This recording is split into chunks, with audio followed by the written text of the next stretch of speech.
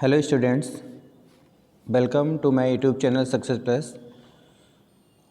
और आज मैं आप लोगों को हाई स्कूल कंप्यूटर विज्ञान के बारे में बताने जा रहा हूं।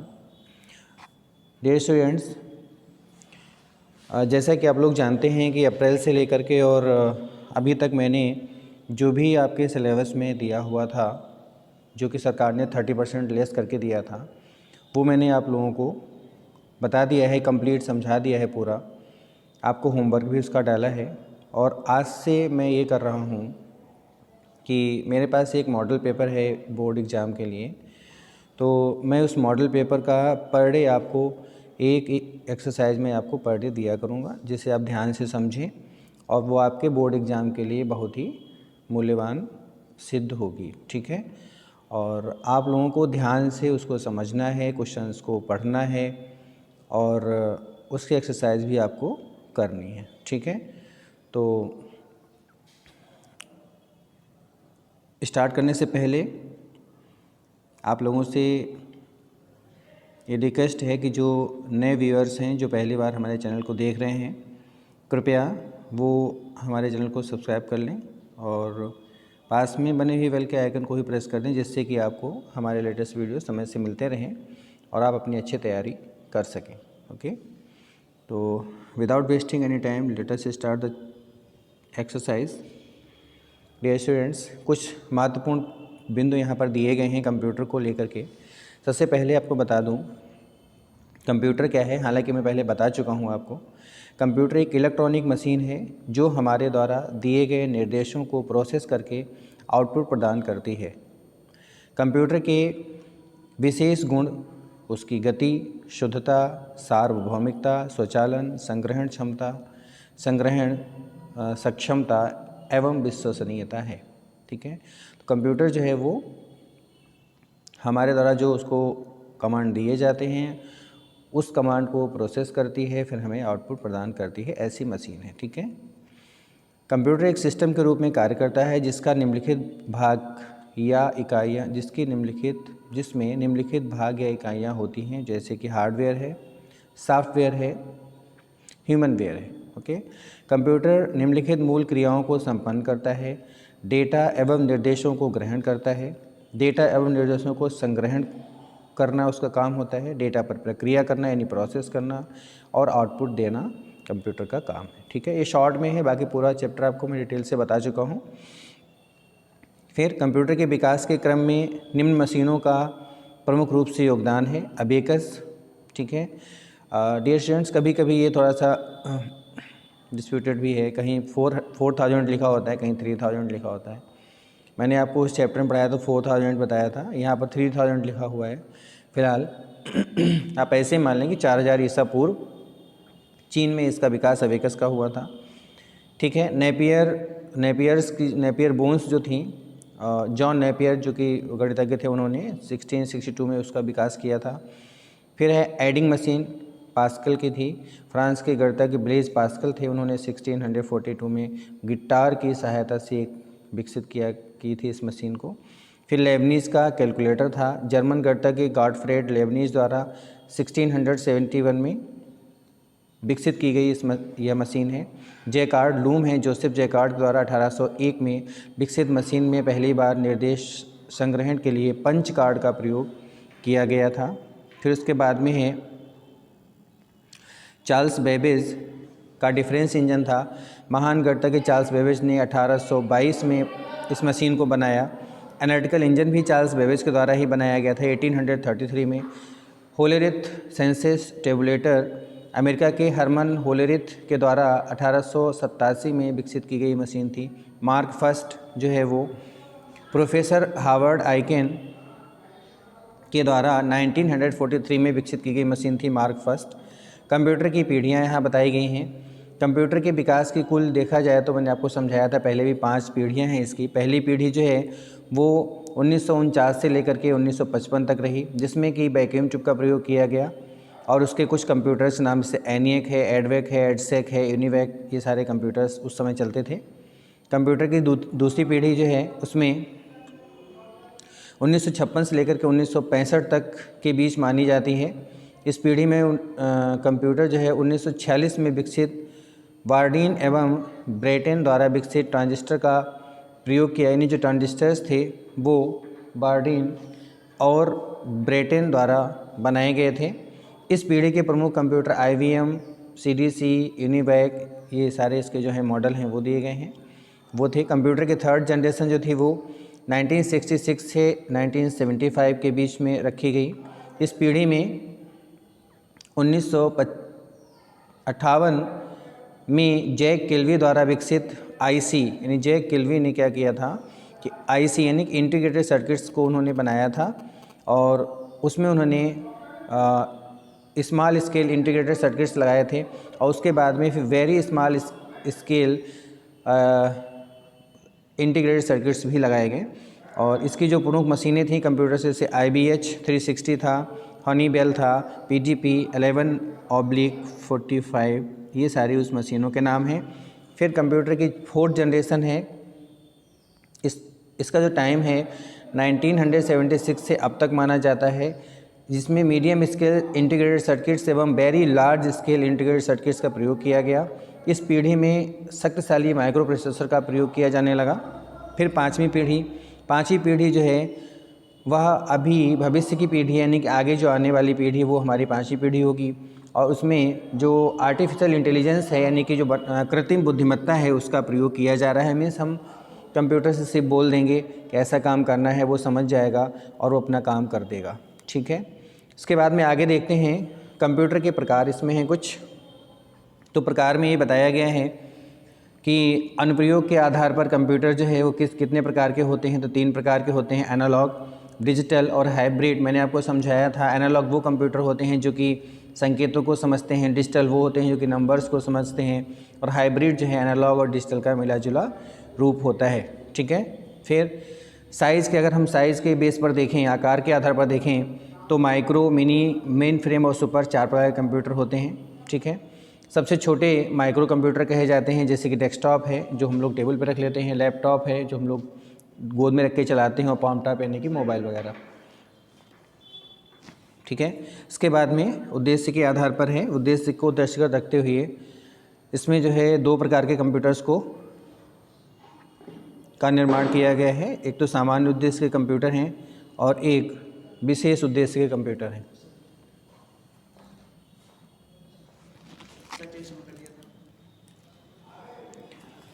ओके, आगे देखते हैं। सामान्य उद्देश्य कंप्यूटर्स वो कंप्यूटर्स होते हैं जो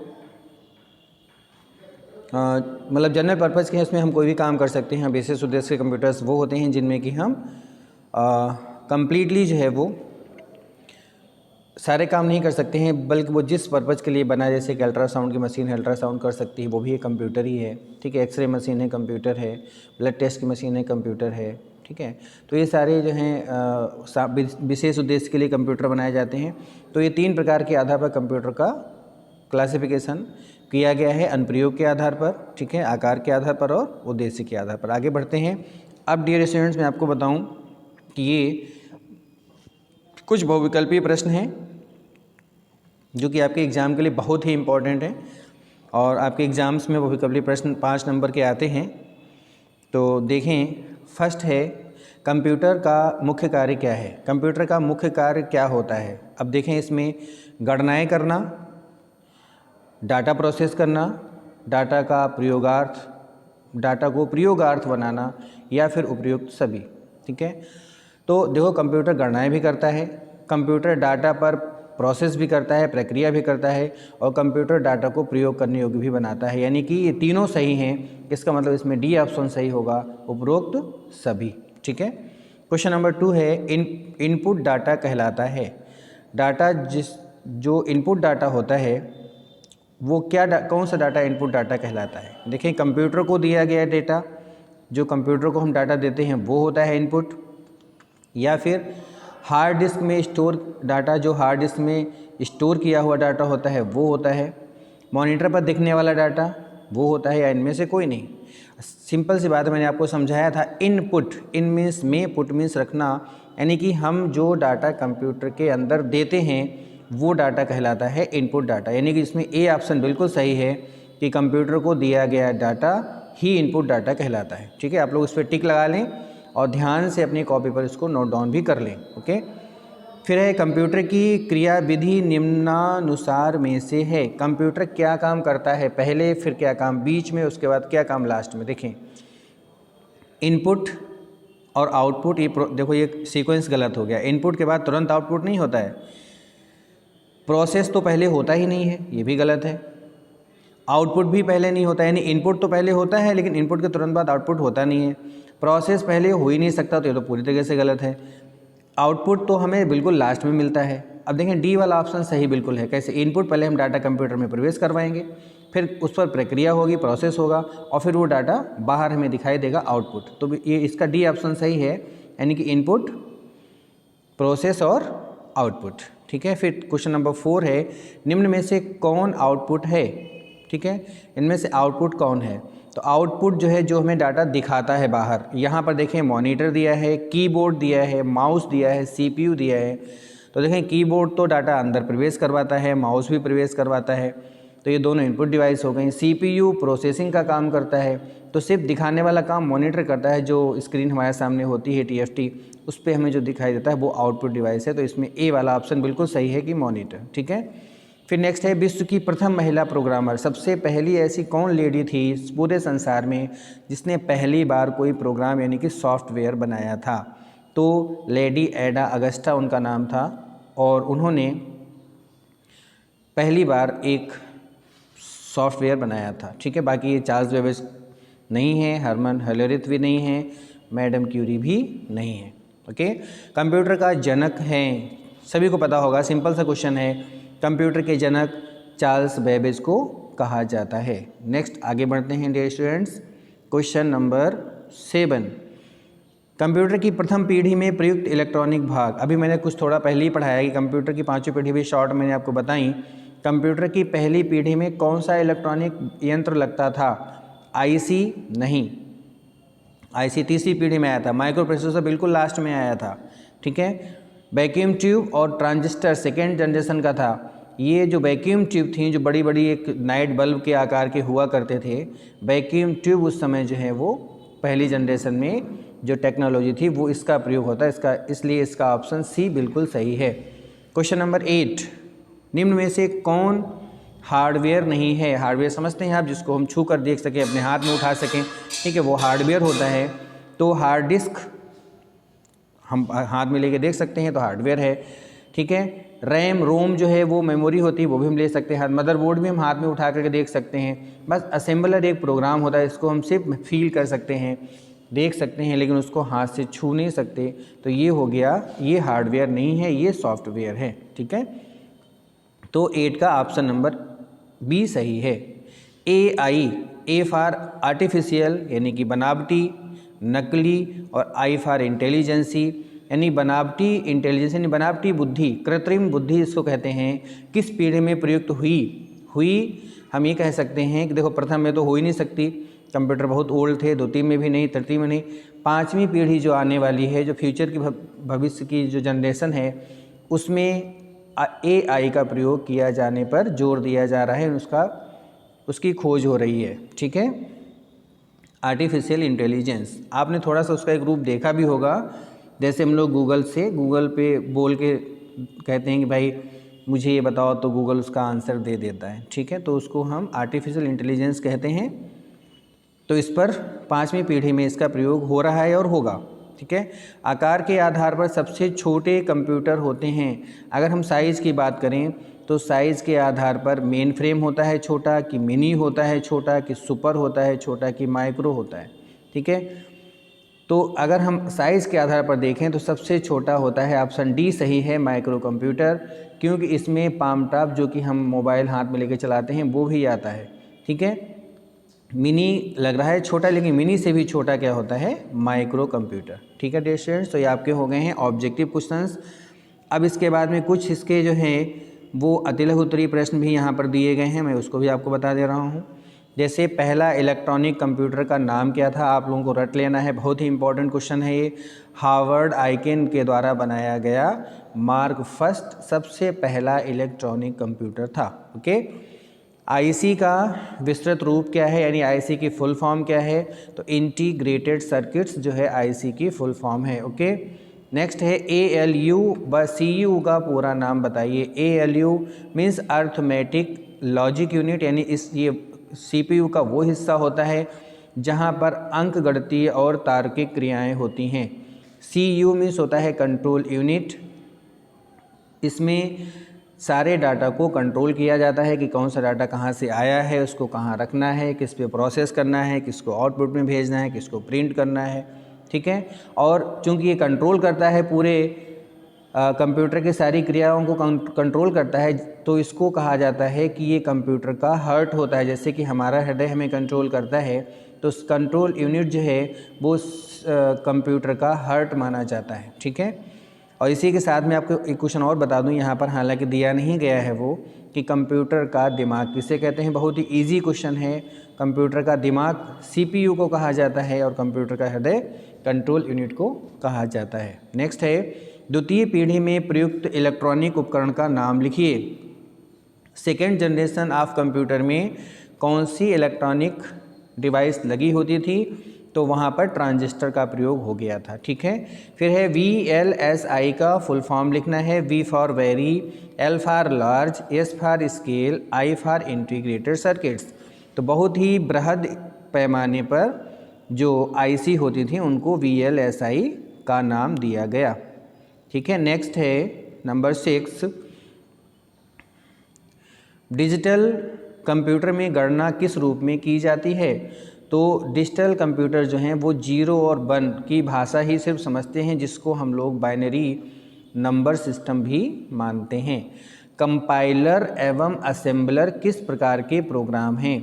कंपाइलर और असेंबलर ये ऐसे प्रोग्राम हैं जिनके द्वारा हम क्या करते हैं, यानी कि ट्रांसलेटर हैं, ये अनुवादक प्रोग्राम हैं। ठीक है, अनुवाद करते हैं ये। फिर नेक्स्ट है सर्वाधिक शक्तिशाली कंप्यूटर कौन सा है, तो इसका आंसर है सुपर कंप्यूटर। सबसे ज़्यादा शक्तिशाली सुपर कंप्यूटर, जो कि वैज्ञानिक गणनाओं में काम में आता है, मौसम की जानकारी में काम में आता है। ठीक है, आगे देखते हैं।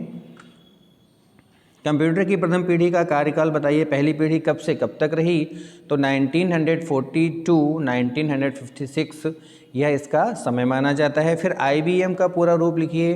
तो I for international, B for business और M फॉर मशीन। इसका पूरा नाम है इंटरनेशनल बिजनेस मशीन। और IBM जो है कंप्यूटर का निर्माण भी करने वाली कंपनी है। ठीक है, आगे है डिफरेंस इंजन के आविष्कारक का नाम। डिफरेंस इंजन और इसके साथ में एक और था एनालिटिकल इंजन। ये दोनों इंजन जो हैं वो कंप्यूटर के जनक जो चार्ल्स बेबेज माने जाते हैं, उनके द्वारा बनाए गए दोनों इंजन थे। तो ठीक है डियर स्टूडेंट्स, ये आपका पहली एक्सरसाइज हो गई है, और तब तक आप इसको पढ़ें ध्यान से। मैं आपको दूसरी एक्सरसाइज जल्दी ही एक वीडियो के माध्यम से दूंगा। Okay, good bye.